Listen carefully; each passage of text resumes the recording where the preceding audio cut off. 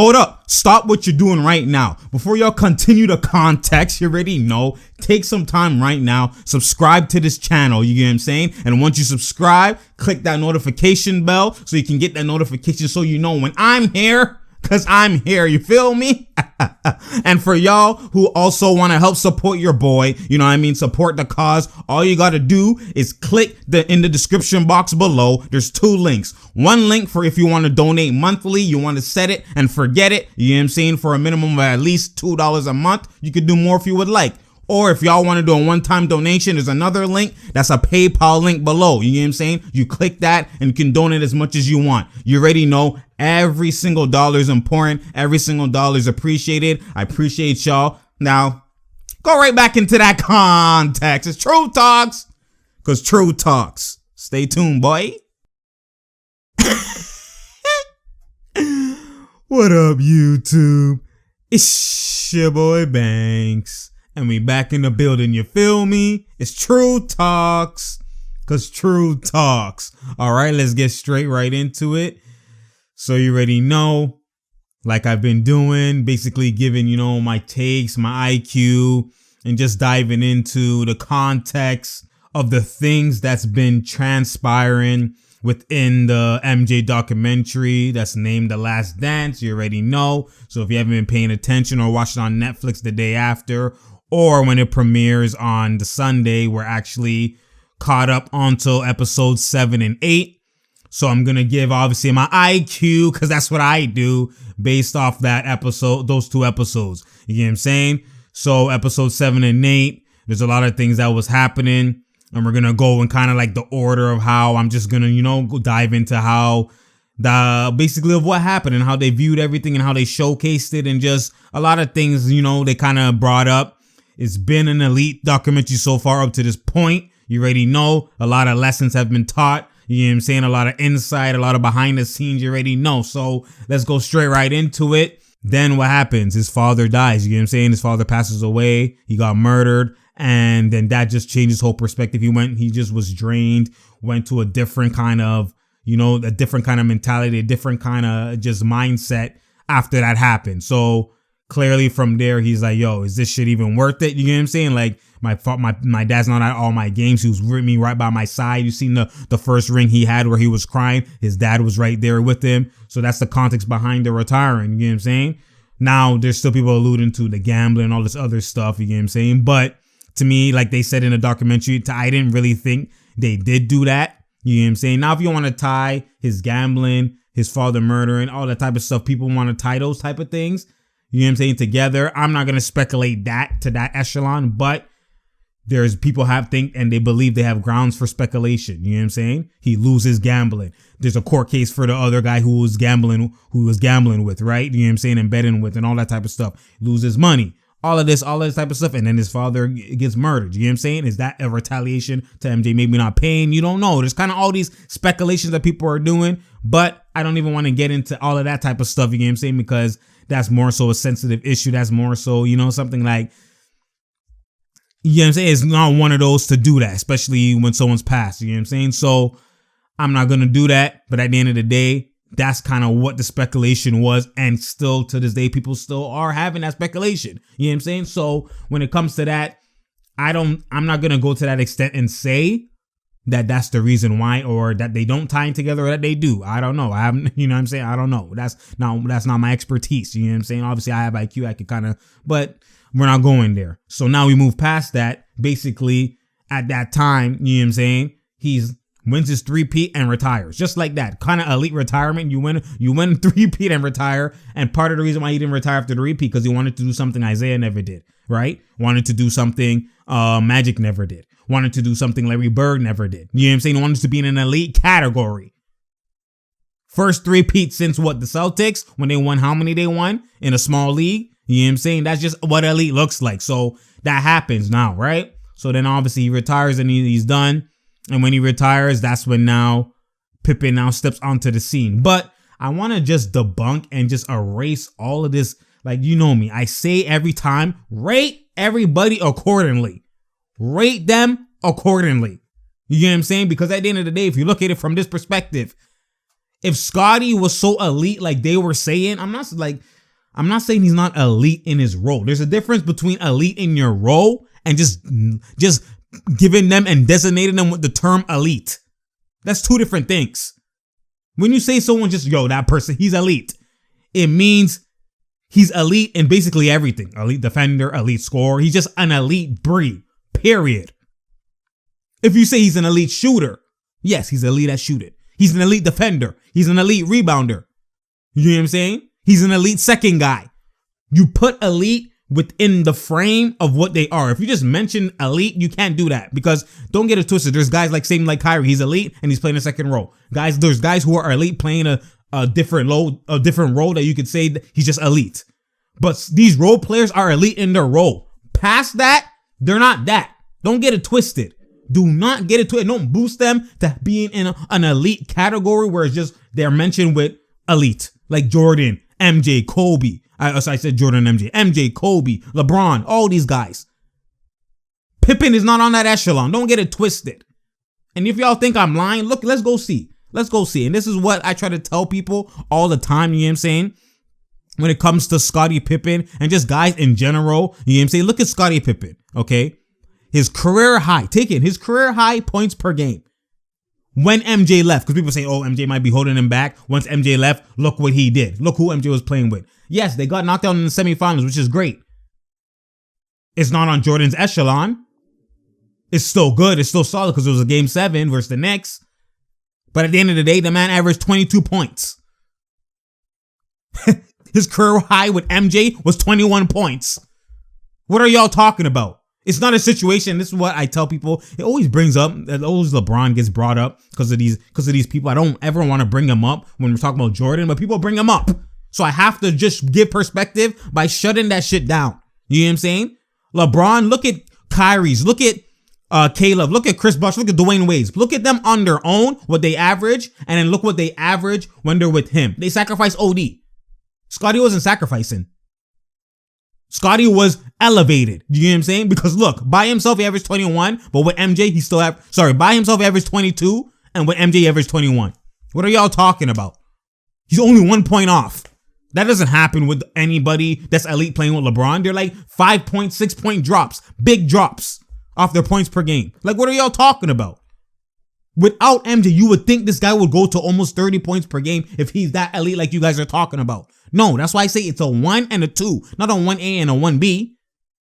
It's a 1 and a 2. Don't get it twisted. Rate Scottie Pippen accordingly. That's what I try to tell y'all. He's an elite defender, can facilitate, can finish, and that's it. Don't come bring him in this elite step backs and elite arsenal echelon. It's not even in the same breath, paragraph, or sentence. Understand that. Now we move, so the stats show you, average 22 on his own. Only 1 point per game higher than what he did 2 years before. Look, and then the next year, when MJ somewhat comes back, he's at 21.4. Even when he's winning, he's averaging 20, 19, 21, 18 with MJ. Not even far off of what he's did on his own. Like, bro, I don't want to hear that shit, man. So anyways, that just debunks all of that stuff. So anyways, this is the year. He's an all-star. You know what I'm saying? Scottie Pippen is basically, he's facilitating with the team, so all the role players now points per games went up. BJ Armstrong, that's his first all-star year, averaging 14.8 when MJ retired, you know what I'm saying, because now he's doing more as a point guard, you know what I'm saying, in the 93-94 season. Horace Grant is doing more. He was also another all-star, you know what I'm saying. They're doing more and they're winning, they're doing the triangle offense kind of like it's Golden State, basically, you know what I'm saying, just ball movement OD, player movement OD, you know what I'm saying, as you've seen in the clips that they showed. So that's what we have with that, and Pippen is basically the main player on that team. And then you get to the conference finals, the semifinals, and they're in a situation where it was game 5 or whatever, where they needed to win to push it to 6 games. And what happens? They're in a last minute, last second shot situation, and what happens? You've seen the footage, you've seen the documentary.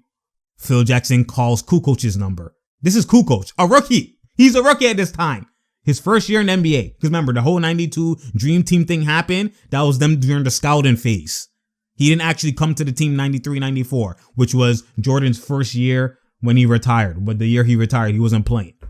So Kukoc first year is when MJ wasn't there playing. Kukoc and Pippen was playing. Kukoc was coming off the bench. This man coming off the bench, this man who's a rookie, I already have a three-peat. I've been the second man. I've been sacrificing. Now it's my time to shine.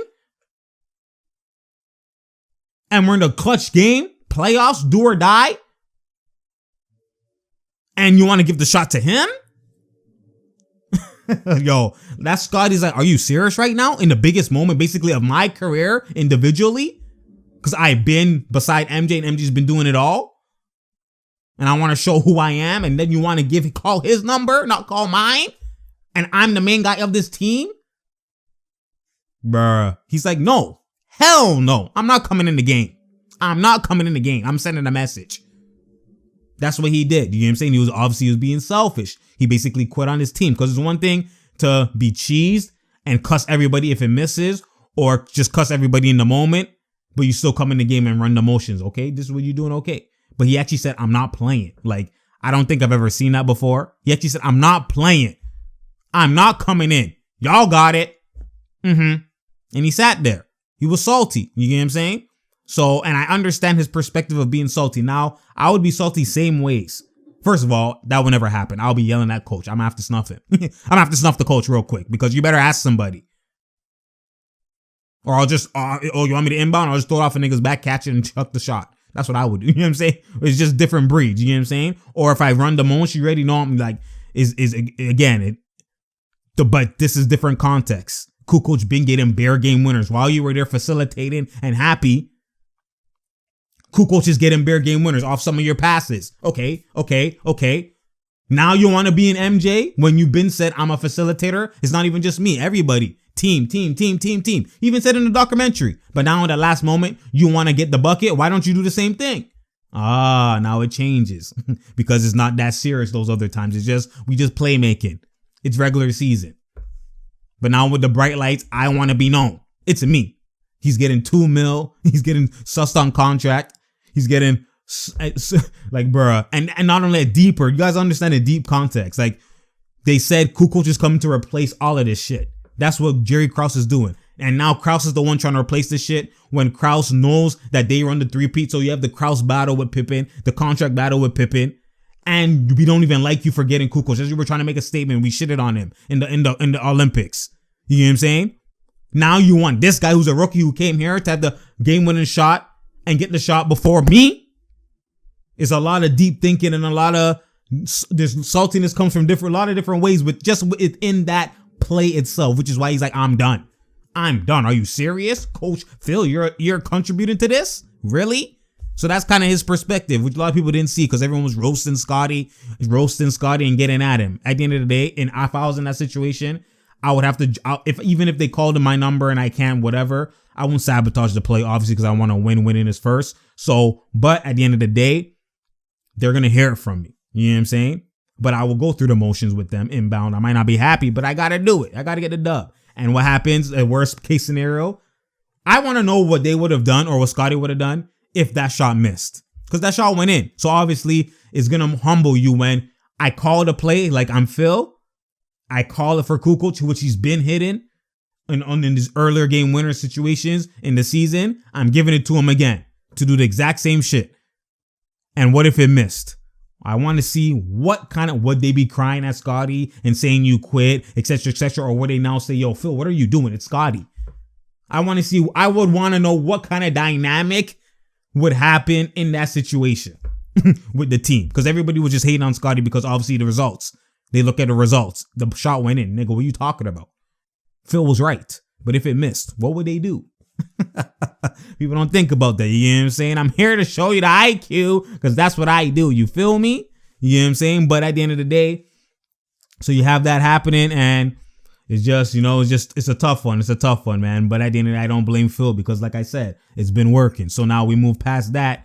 And then after that happens, they lose and then MJ returns in the 95 season. You know what I'm saying? He returns in the 95 season. That was, I think, his worst shooting percentage from the field throughout all his throughout all his regular seasons, all his years, because obviously he just came from football. He had to do football. He had to do baseball training, retrain his body for baseball, you know what I'm saying? Do different types of training, etc., etc. And then coming back to the NBA, now he has to retrain his body again, you know what I'm saying? Which he didn't do till after the season. He kind of just came in during the season, right? He came in, what was it, March or whatever he came in, and he first game versus the Pacers, came in struggling, but got his groove back, and he actually shot pretty good when they lost to the Orlando Magic. They lost to the Orlando Magic in 6 games, right? And then they made the playoffs, lost to the Orlando Magic in 6 games in the conference finals. You get what I'm saying? Or no, semifinals. I lied. It was the semifinals. They lost again.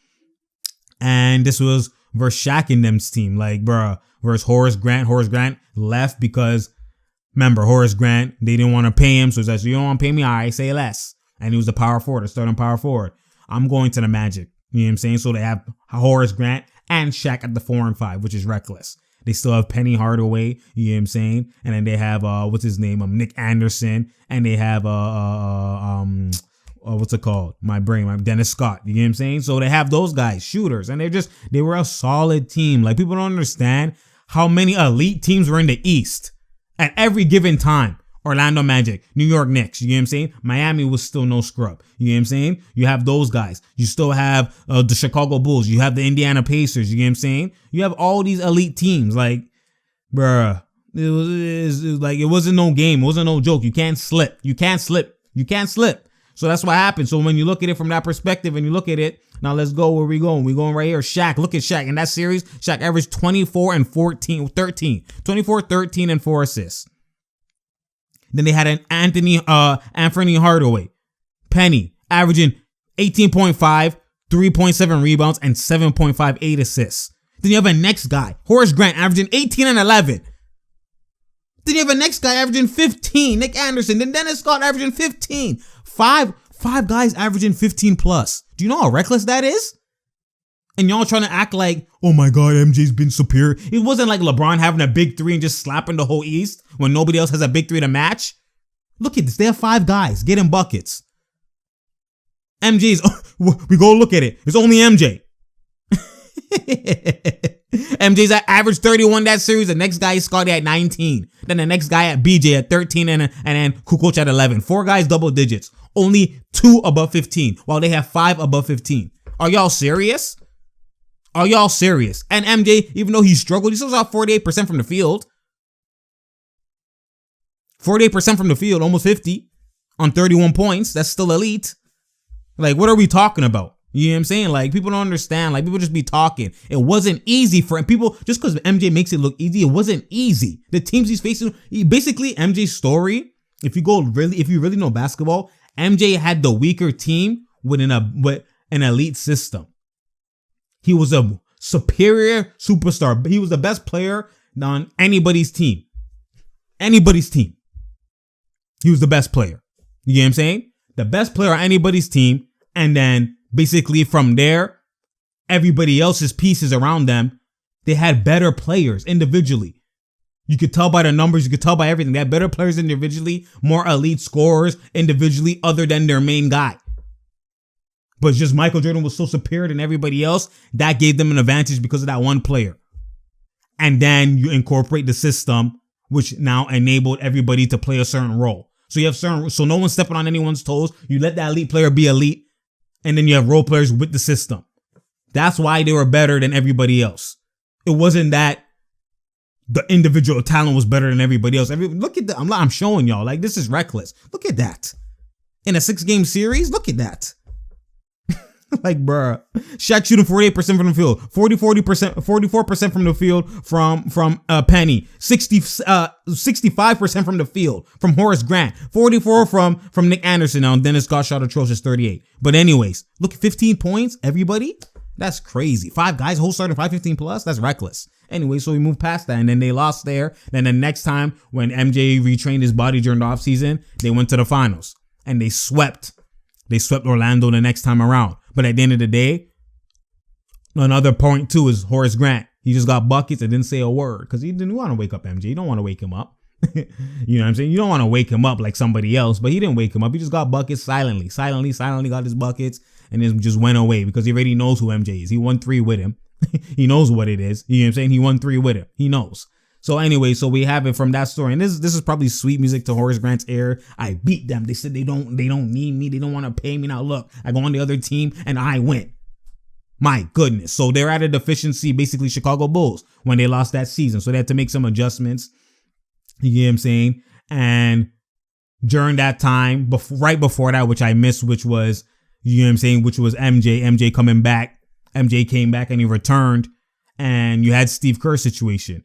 The Steve Kerr situation was basically where he came back from retirement during this time where they were about to face the Magic and all that type of stuff that same season. And Steve Kerr and all these guys are like, they're chilling. They're like, yo, we blessed. Like, because remember, the Bulls were on top of the world. They won a 3-peat. Everybody else feeling like, yo, we got this. Yo, we nice. Steve Kerr comes into the situation. You know what I mean? Everybody comes into the situation like, I'm nice. Cool coach. Everybody like, we on this team. We nice. And you didn't earn nothing. We have one part of one of those rings. I rate MJ. Let them know. You didn't have one part. Nothing to do with winning these rings. And a lot of people are bashing MJ's kind of, tactics, teaching styles, learning, you know what I mean? These kind of leadership styles, leadership skill sets. They're attacking him, you know what I'm saying? Because at the end of the day, it's like, it's hard body. It's hard body, hard nose. If you ain't hard nose, don't come here. You know what I'm saying? So then him and Kerr were going at it. Kerr hit him and he punched Kerr in his head top. You know what I'm saying? And when he did that, the fact that Kerr didn't back down, he's like, you know what? You earn my respect. I rate you. It's the little things. The little things. I gotta know the guy who I'm going to war with is about this life. About this life. I don't care even if you're the smallest role player. Are you mentally ready? Are you mentally on my level? Are you gonna work with me? Are you gonna be in the trenches? You know what I'm saying? That's what it's about. And if you're not in the trenches, I'm a warp you and make sure you're ready to be in those trenches. You get what I'm saying? You know what I mean? I'm gonna have to mold you properly. I'm gonna let you know. Roast them. Body them. Let them know. You don't take nothing. You're like, listen, bro, that's why I said mentality pushes you further than just getting assists. Assist shit don't mean nothing. Anybody can. If I don't get the assist, Scotty will get the assist. Like, yes, pass the ball, whatever, but the stats don't necessarily mean anything. It's how do the stats come? I'm empower you mentally that now you can create your own because you're thinking with my mindset. That nigga can't guard me in front of me. You're going into a higher echelon than if I just passed you better at the shot, boy. Now you're nervous. I see he needs me to hit the shot. No, I'm empowering you that you're thinking on my mindset that you now take, yo, are you dumb? I'm never missing no shot. So now when I pass you the ball, you hit it. The people don't understand these things. That goes further along than 2 assists, 5 assists, 6 assists, 7 assists. Assists don't mean you're leading. Come on now. Anyway, so we go past that, and then when you look at it, they fought, they bonded together, and that was that, you know what I'm saying? But now when we look at it, after that, remember, like I said, the season kind of ended. They got lost in 6 games versus Orlando Magic. Then in that summer, like I said, MJ retrained his body, was like, enough is enough, because he just came back from retirement. This is about to be his final first full year with the training camp. And what did they do? They signed Dennis Rodman. You know what I'm saying? And instantly, 3-peat with Dennis. They get Dennis, instant 3-peat. Now, I know people are looking at it like, oh my God, get Dennis, instant 3-peat, etc., etc., etc. But at the end of the day, you got to look at it from this perspective. Rate people accordingly. Don't boost Dennis more than what he was. Like, let's go again. People are like, I just have to teach y'all. I have to teach y'all how he's an elite in his role, but he's not elite. He's an elite role player, an elite rebounder, an elite defender, but he's not just elite, just by itself. No. Like, what are we talking about? The man for the 3 seasons during the 3-peat averaged 5.5, 5.7, and 4.7. Are you serious right now? For Tristan Thompson, who would average 10 plus, people say, oh my God, what's he only has Tristan Thompson? This man averaged 5. 5! 2 layups and a free throw. Are you guys serious? But don't get it twisted. His rebounds was elite. The man averaged 7 with Chicago. Like, the rebounds is reckless. 15, 16, and 15 rebounds. Like, bro, his rebounds was different. Obviously, and his defense was different. Yes, he's elite in his role. But don't rate him higher than what we're supposed to rate him. That's my whole context. That's my whole point with everything. You know what I'm saying? Rate him accordingly. Rate him accordingly. Not saying he wasn't crucial. Never said that. He's one of the most crucial pieces. Being crucial and saying someone is elite is two different things. You could be crucial. You could have a smallest role, but be crucial. Everybody's crucial to the part of winning. It's a team game. Everybody's crucial. Everybody's crucial within their role, but we rate you according to your role. We don't put you in how is that big three material? Like, what are y'all talking about? Because of rebounds and defense? You know how many role players play rebounds and defense in so many teams and was never mentioned in a big three? You're going to tell me Tyson Chandler was the Mavs big three with Dirk? They're playing the same role, rebound, elite defense. Even Tyson scored more than Dennis. Like, what are y'all talking about? Like, stop. Like, what do you mean? Like, people just, bruh. It was in Chicago with all the three-peats. Because you remember, don't act like Michael needed Dennis to win a three-peat. Yes, he needed him. But don't act like he didn't win without Dennis. He had Horace Grant and won a three-peat. He got Dennis, won a three-peat. Like, what are you talking about? Act like he won 6 rings only with Dennis. Your Scottie argument will make more sense. That's why the only person he said I can't win without was he said it was Scottie. He didn't say with nobody else because he won without Dennis. He won without Paxson. He won without Kerr. He just replaced those guys for 2 different three-peats. The only one who didn't replace was Scottie. So yes, I hear you saying he was elite in his role and an elite two-man, but don't put him on the elite categories. You know what I'm saying? That's all that's what I'm trying to tell y'all. You know what I'm saying? Like, we gotta rate people accordingly, man. Come on now.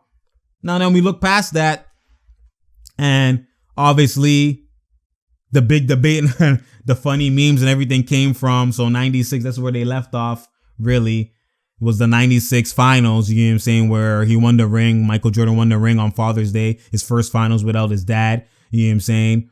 And he was in the finals versus Sonics. Sonics were an elite team, like I tried to tell y'all. And he's facing Gary Payton, Sean Kemp, Def Left, my boy, Def Left Shrimp, you know what I'm saying? All those guys, you know what I'm saying? Sam Perkins, you know what I'm saying? And it's like, bruh, that team was an elite team. People just want to sleep.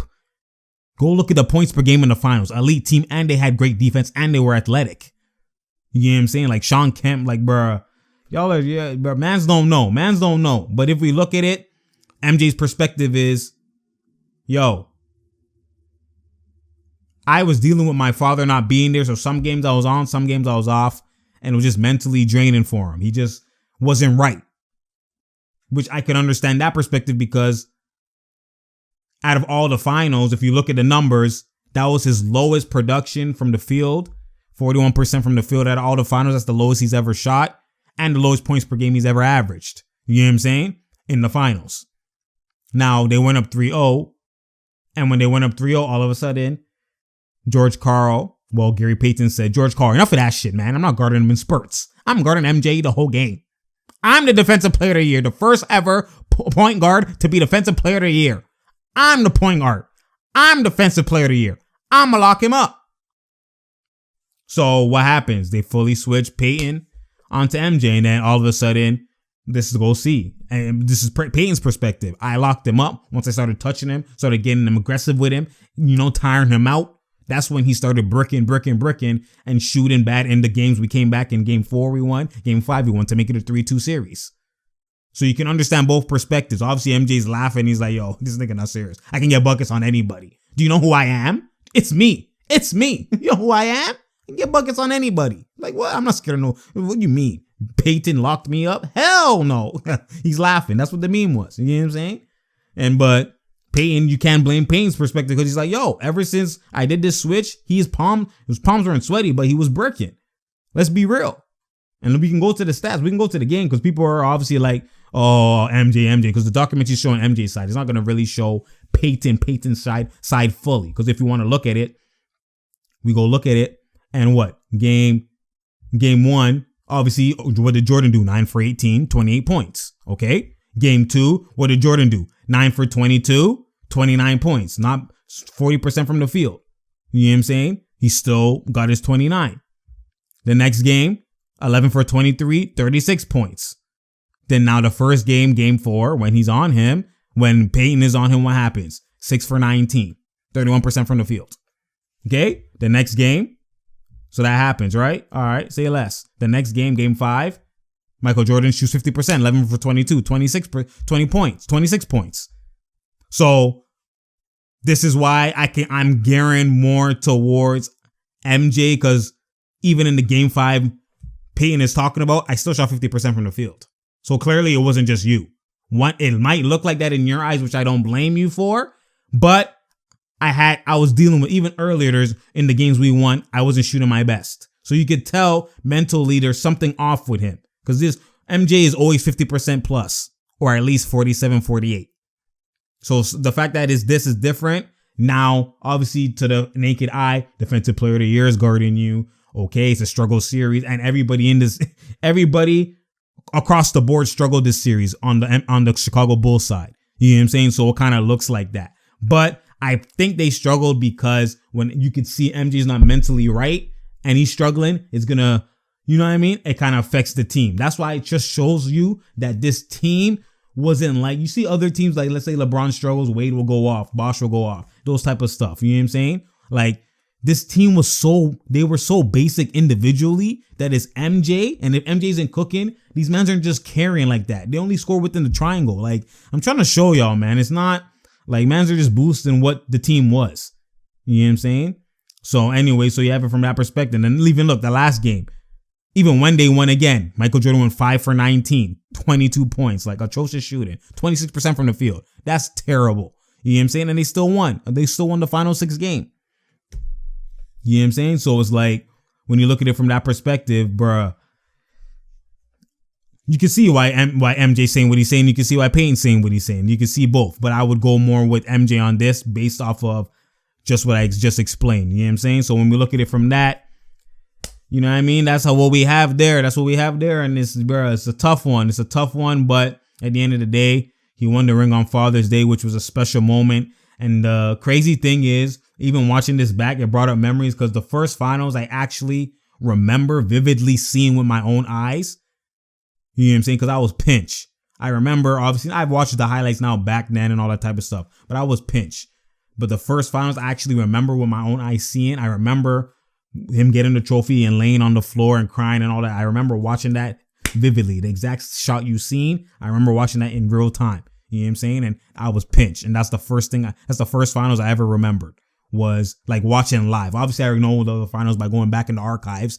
You know what I mean? Because you can go watch them. But live at the real time, that was the first finals I remember watching live real time, was that one.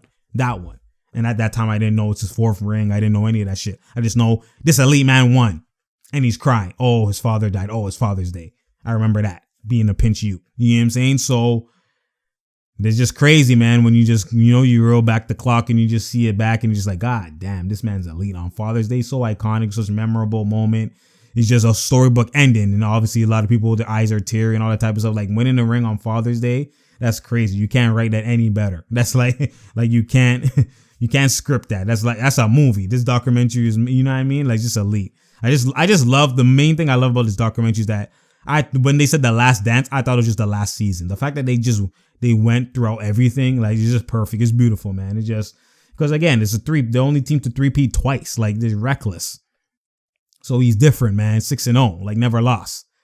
Man, it's different. But anyways, you already know, bro. It's just different. It's just different, man. And then obviously you have the situation with BJ Armstrong. And a lot of people don't know, because that's later when they talked about the BJ Armstrong. It's coming up more so in the Last Dance era, in the Last Dance one in '98, when now BJ left the team and he's with Charlotte. And he didn't humble himself like Horace Grant. Horace Grant just got buckets in silence. BJ Armstrong, that game 1 or whatever it was, he was eating and he was just yelling and he was screaming and all that type of stuff. And MJ seeing this, you woke him up. You woke me up, and then boom, never won a game again. And he just bodied. It's like, in that situation, people are like, yo, like, do you really, in that situation, what would you do? Would you just be like, yo, I'm getting buckets, and I know MJ, because I played with him, I run a 3-peat with him. I'm not going to speak. I'm just going to not talk, not say nothing. You know what I'm saying? Are you going to actually do that? You know what I'm saying? And know that, yo, that might be the best opportunity for us to win the series, even though my blood is boiling. That's my ex-team. Y'all didn't sign me. This, that. I got buckets on your head. Scream. All the emotion in that moment, getting the game winner. You know what I'm saying? Are you just going to be like, yo, hold it within and be like, nah, I need to win the series. When I win the series, then I yell. That's Damian Lillard type of stuff. Because remember, Westbrook, Paul George, and them were screaming after the one game they won. And what did Damian Lillard say? They can go ahead and boast after that one game we win. I'll talk after the series done. You know what I'm saying? So it's like BJ just got caught up in the moment and then came back to bite him because you woke up MJ and what happened? Just body ya. You know what I'm saying? So at the end of the day, it's reckless. But anyways, you already know this documentary is elite, man. I can't wait for the finale coming this Sunday. We're obviously going to break that down and give context as well, too. You already know. Stay tuned. It's True Talks. Because True Talks, you already know, man. Share, like, and subscribe. Tell a friend to tell a friend to tell a friend. I know it's a long video, but we just talking. We just vibing, man. We just, the videos have been spaced out a little bit. We just got to vibe when we got to vibe. You feel me? And at the end of the day, like I tell y'all, don't forget to subscribe, share, like, do all of that. And as well, like I've showed you in the intro, click the PayPal link. You click the PayPal link if you want to donate, a one-time donation, help support your boy. Or you could donate monthly if you want on the Patreon link below for as little as $2. You know what I'm saying? And that one, you could just set it and forget it. You don't have to keep going to it. So it's up to y'all. You know what I'm saying? Just help support your boy. We out here. There's no doubt here. There's no drought here. You feel me? Bruh, this is what elite looks like, man. It's actually what elite looks like. It's beautiful to see, man. Anyways, you already know. And I'm out, man.